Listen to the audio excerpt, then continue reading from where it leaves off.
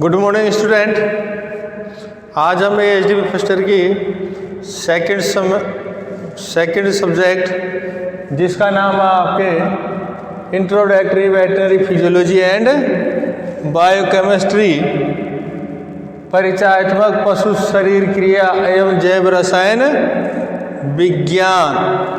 Second subject आपकी veterinary physiology, पशु शरीर क्रिया। तो सबसे पहले अपन बात करते हैं फिजियोलॉजी किसे कहते हैं। फिजियोलॉजी का अर्थ होता है कार्य की।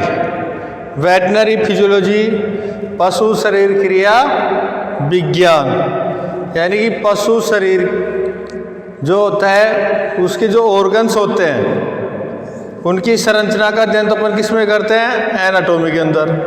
अब जो उसके जो पशु शरीर की जो ऑर्गन्स होते हैं उनके कार्य क्या क्या होते हैं, उनकी क्रियाविधि किस प्रकार से होती है, उसका अध्ययन किस में करेंगे अपन, वेटनरी फिजियोलॉजी में। तो अपन ये कह सकते हैं विज्ञान की वह शाखा जिसके अंतर्गत पशु शरीर के अंगों के विभिन्न कार्य एवं उनकी क्रियाविधि का अध्ययन किया जाता है, उसे वेटनरी फिजियोलॉजी कहते हैं। अब वेटनरी फिजियोलॉजी में अपन अपने जो फर्स्ट चैप्टर आता है उसका नाम है मसल्स। अपन शुरू कर रहे हैं फर्स्ट चैप्टर अपना जिसका नाम क्या है, मसल्स। फर्स्ट चैप्टर अपना है मसल्स का। मसल्स को बोलते हैं अपन मांसपेशी। मसल्स का अर्थ क्या होता है, मांसपेशी। तो सबसे पहले बात करते हैं कि मसल्स किसे कहते हैं। तो मसल्स की डेफिनेशन लिख देते हैं अपन।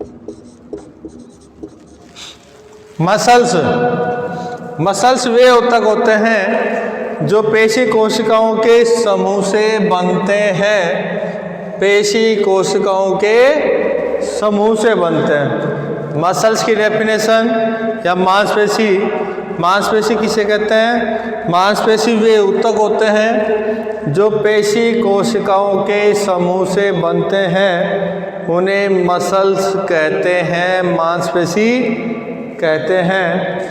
मांसपेशियों में संकुचन का गुण पाया जाता है। इनका गुण क्या होता है, संकुचन का गुण होता है, ठीक है ना। और सबसे मेन इसमें एक पिगामेंट पाया जाता है, वर्णक। पिगामेंट हिंदी में बोलते हैं इसको वर्णक। कौन सा पिगामेंट पाया जाता है, मायोग्लोबिन। मायोग्लोबिन पिगामेंट। अच्छी तरह से देख लीजिए मसल्स की डेफिनेशन। मांसपेशी वे ऊतक होते हैं जो पेशी कोशिकाओं के समूह से बनते हैं। पेशी कोशिकाओं के समूह से बनते हैं। मांसपेशियों में संकुचन का गुण पाया जाता है। किसका गुण पाया जाता है, संकुचन का गुण पाया जाता है। और मसल्स में पिगामेंट पाया जाता है जिसका नाम होता है मायोग्लोबिन। इसके साथ साथ आपको ये याद रखना है मांसपेशियों का अध्ययन किस में करते हैं अपन, मायोलॉजी में। मांसपेशियों का अध्ययन किस में करते हो, मायोलॉजी में करते हैं। मांसपेशियों का अध्ययन मायोलॉजी में करते हैं। मसल्स वे ऊतक होते हैं जो पेशी कोशिकाओं के समूह से बनते हैं जिनमें संकुचन का गुण पाया जाता है एवं मायोग्लोबिन नामक पिगामेंट या वर्णक पाया जाता है। अब बात करते हैं मसल्स को संरचना के आधार पर एवं कंट्रोल के आधार पर अलग अलग भागों में बांटा गया है। तो सबसे पहले अपन बात करते हैं मांसपेशी को संरचना के आधार पर मसल्स का वर्गीकरण कर देते हैं अपन। किसके आधार पर? संरचना के आधार पर। संरचना के आधार पर मसल्स का वर्गीकरण कि मसल्स को कितने भागों में बांटा गया है। तो सबसे पहले बात करते हैं मांसपेशियों को संरचना के आधार पर 3 भागों में बांटा गया। कितने भागों में बांटा गया? 3 भागों में।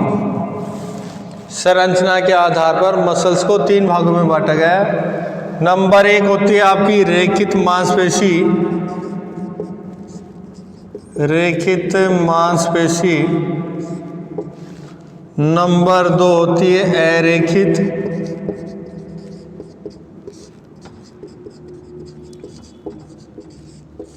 मांसपेशी। नंबर 3 होती है हृदयी पेशी या मांसपेशी, कार्डियक मसल्स। अब बात करते हैं रेखित मांसपेशी को। स्ट्रेड मसल्स, नॉन स्ट्रेड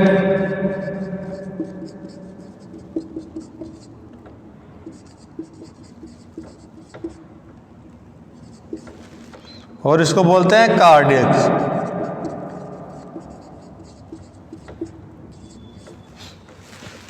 ठीक है। संरचना के आधार पर मांसपेशियों को 3 भागों में बांटा गया। स्ट्रेड मसल्स, रेखित मांसपेशी, नॉन स्ट्रेड अरेखित मांसपेशी, कार्डियक मसल्स, हृदयी मांसपेशी। अब इन तीनों के बारे में अपने को अध्ययन करना है कि स्ट्रेड मसल्स कौन सी होती है, नॉन स्ट्रेड क्या होती है और कार्डियक मसल्स क्या होते हैं। सबसे पहले बात करते हैं स्ट्रेड मसल्स की।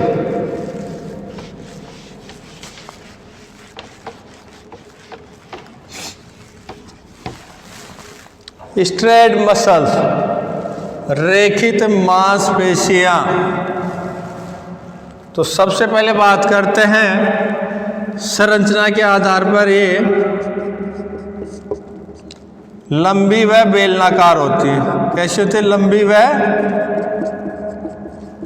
बेलनाकार। इनकी आकृति कैसी होती है? लंबी व बेलनाकार।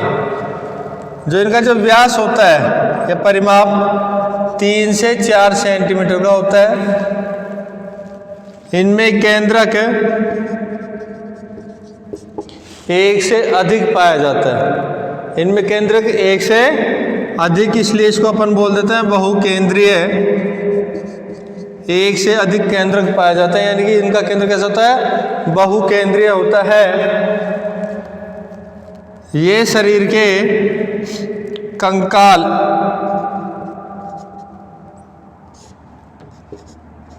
कंकालीय भाग से जुड़ी होती हैं।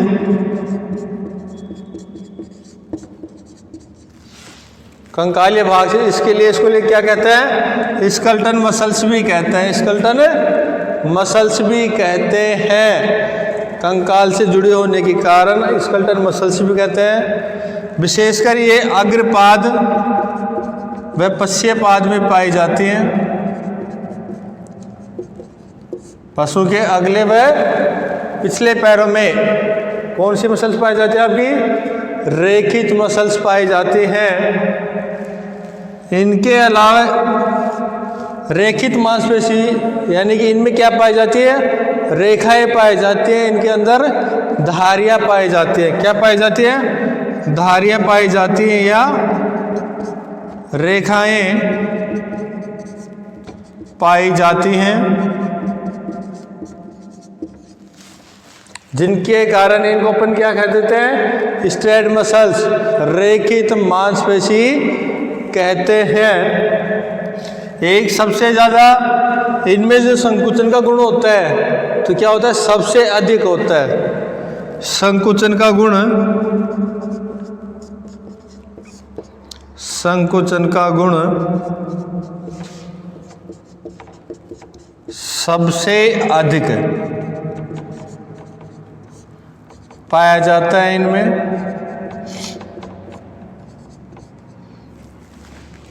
ठीक है ना।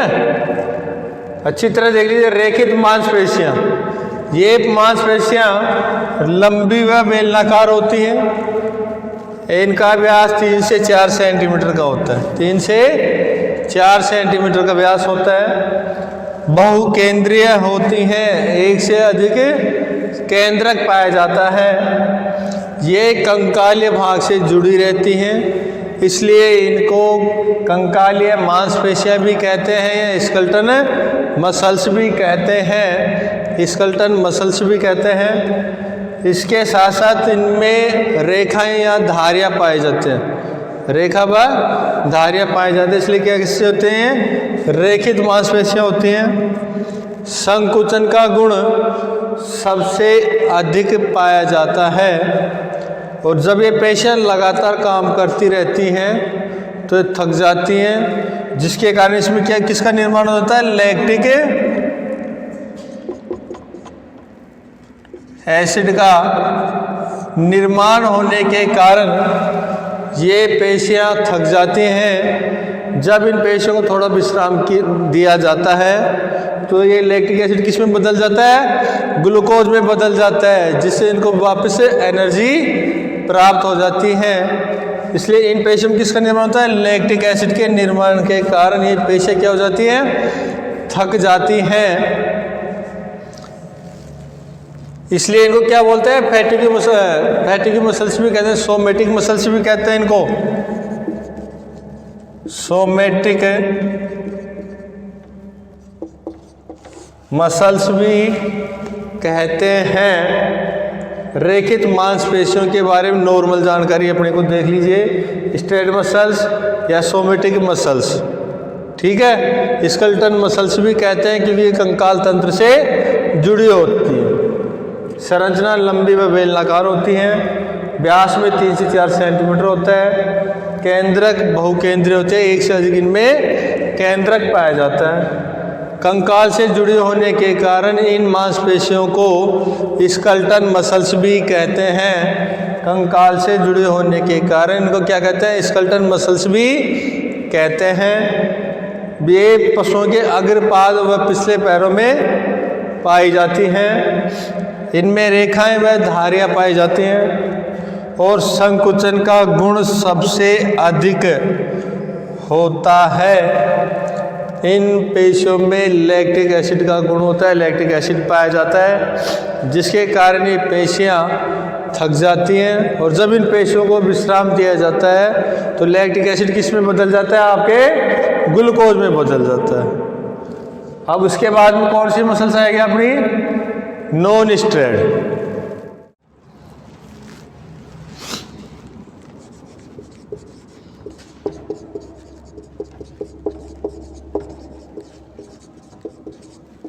नॉन स्टेरॉयड मसल्स, इसी का दूसरा नाम होता है स्मूथ मसल्स।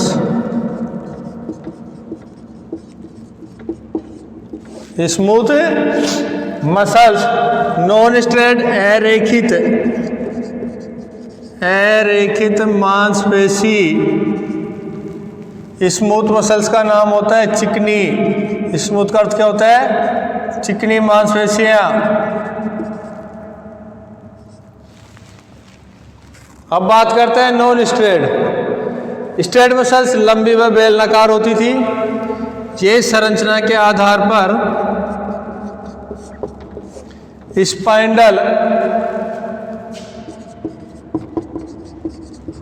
स्पाइंडल शेप में तर्करूपी नुकीली होती हैं, तथा इनका व्यास 0.002 से 0.2 mm होता है। 0.002 से 0.2 mm होता है। संकुचन का गुण सबसे कम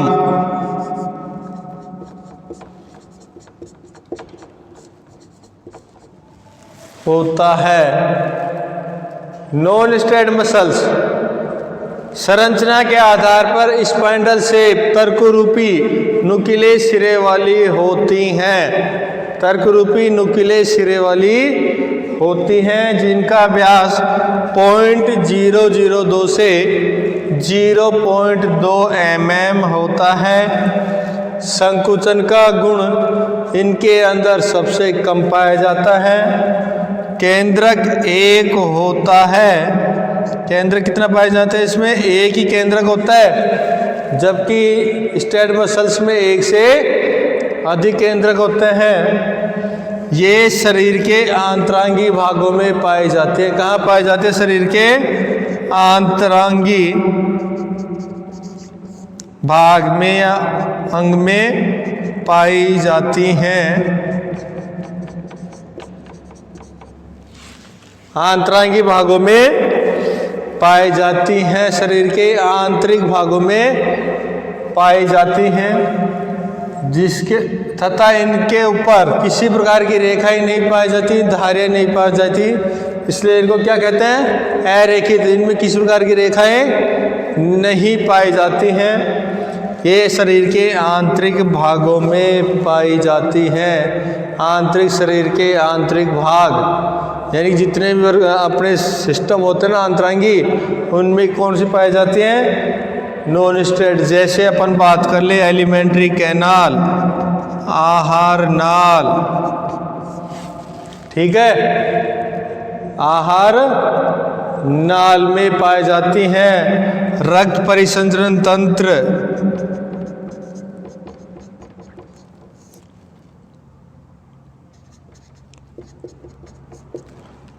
त्वचा, मूत्राशय, आंतरिक भागों में पाई जाती हैं। आहार नाल हो गया, ब्लड सर्कुलेटरी सिस्टम हो गया, आपकी त्वचा के आंतरिक भाग, मूत्राशय, यूरोजेनिटल, ठीक है। आंतरिक भागों में, शरीर के आंतरिक भागों में पाई जाती हैं। कौन सी? Non straight. ये स्मूथ होती हैं, चिकनी होती हैं, मुलायम होती हैं, इसलिए इनको क्या कहते हैं? स्मूथ मसल्स कहते हैं। संरचना के आधार पर स्पाइंडल शेप होती हैं। नुकीले सिरे वाली तर्करूपी, यानी कि स्पाइंडल होता है तर्करूपी आकार की, स्पाइंडल शेप में होती हैं। इनका व्यास 0.002 से 0.2 mm होता है। संकुचन का गुण इनमें सबसे कम होता है। संकुचन का गुण सबसे कम पाया जाता है, कंस्ट्रक्शन नहीं होता। केंद्रक एक प्रकार का होता है, यानी कि सिंगल केंद्रक पाया जाता है, जबकि स्ट्रेट मसल्स में एक से अधिक केंद्रक पाया जाता है। ये शरीर के आंतरिक अंगों में, शरीर के आंतरिक अंगों में पाई जाती हैं, इसलिए इनको आंतरांगी मसल्स भी कहते हैं या विसरल मसल्स भी बोलते हैं। नेक्स्ट अपनी है जो कौन सी रह गई? Cardiac muscles. इसके बारे में अपन कल पढ़ेंगे और इसके साथ साथ इन तीनों मसल्स का तुलनात्मक अध्ययन करके एक सारणी बनाकर आपको समझा दिया जाएगा। थैंक यू, धन्यवाद।